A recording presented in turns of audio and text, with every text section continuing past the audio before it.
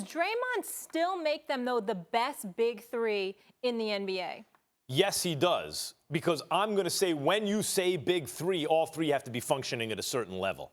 You know, what's the greatest big three back in the day? I don't know, whoever was playing with Jordan and Pippen. Like, was Horace Grant as good as some other all-stars? He was a good player, but he's playing with Jordan and Pippen. That makes them the best big three.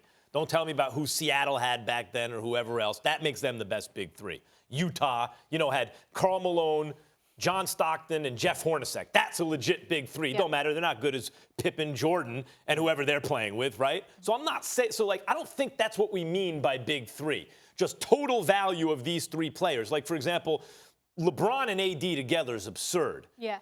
Kyle Kuzma has a chance to be a really good player. So far, he's been not even quite an average starter because he's not a good defender, and he hasn't been an efficient scorer. But your eyes can see he can play, and he's going to be good if things, shake out right for him. But you can't say that's a big three. Kyle Kuzma is not yet a guy you could say is a member of a big three. You can argue guys on the Clippers and whoever the third best players, guys over here, whoever the third best players. Utah and Denver both have sort of big threes. The question is it a big three or kind of big two and medium two? Or, what is that? Yeah. But the Golden State Warriors have three all-stars. Not only do they have three all-stars, but they have three all-stars who have formed the nucleus of this generation's greatest dynasty. It's not like Draymond signing's a big deal because everyone points to the Splash Brothers. If you had to boil down the identity of the Golden State Warriors to two players, because everyone will say to one player, irreducibly, it's Steph Curry. Two players. A lot of people point to the Splash Brothers. I actually think Klay is the third guy. The two players are Steph and Draymond. Draymond is Steph's pick-and-roll partner. Draymond is the do-everything defender. Draymond's the guy who once upon a time shot well enough because Steph and Klay are on the team creating extra space, shooting from such distance beyond the arc, that you could play five out with. Because with the extra time, Draymond could shoot the three well enough some seasons. And that revolutionized the game. So not only are they the three all-stars that form the nucleus of a dynasty, are all three of them all-stars and future Hall of Famers, but they play perfectly together. Yeah, but it's not a lifetime achievement award, right? It's not that Draymond Green was once an all-star, right? Because he wasn't an all-star last year, and Klay Thompson is going to be coming off of injury, which is an ACL, which you could come back. But when you look at the Clippers, and you talk about the Clippers, two guys and whoever the other guy is.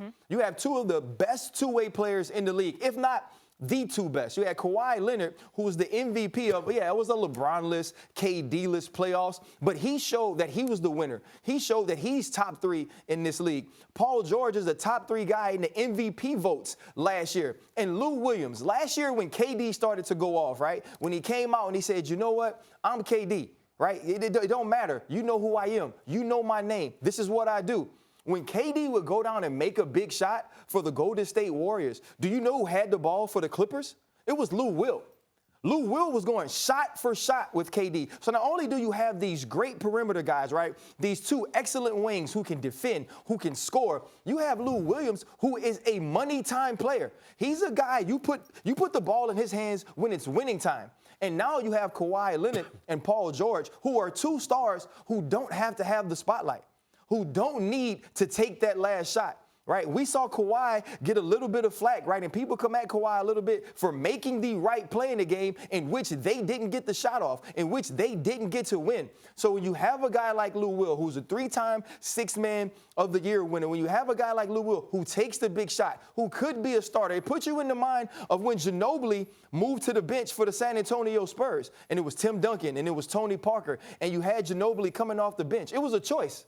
Right? It wasn't that Ginobili wasn't good enough to be a starter. It was that being instant offense off the bench, being microwave Vinnie Johnson. I know you remember who that is, Max. That type of guy off the bench was important. And when you have people who can do it all, like Kawhi and Paul George, and you add that third piece in the league right now, who other than the Golden State Warriors, you don't have that team with the three solidified all-stars. I hate to be the guy on the other side of this argument because I love Lou Williams.